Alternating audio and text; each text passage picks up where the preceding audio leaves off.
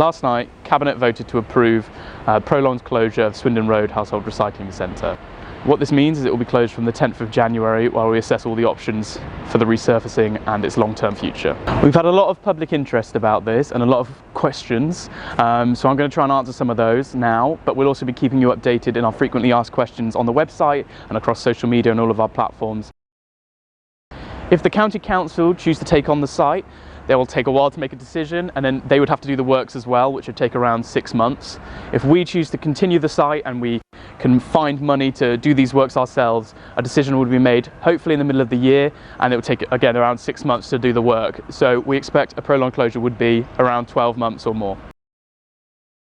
Firstly, we have to resurface the entire site with new concrete, new curbing and new drainage to take any water away in case of a fire. This is because any heavy metals or chemicals in that water would seep into the ground otherwise.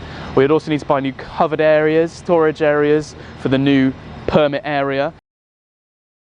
Environment Agency regulations were supposed to come in this November, but with a change in government, they were delayed slightly. We're told that they expect it to be 2025, but no specific date. So with the budget coming up, we have to make the decision now.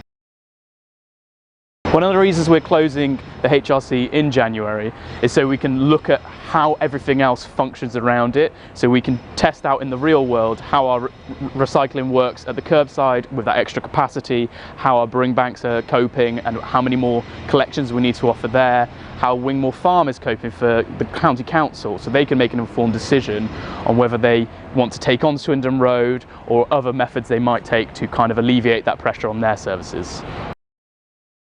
I'm going to be talking to the County Council formally so we can see if they would like to take over the site and do these works themselves as the responsible authority, or what other options they might have for the future of Cheltenham's HRC provision. From there, we will be also going out to the budget consultation.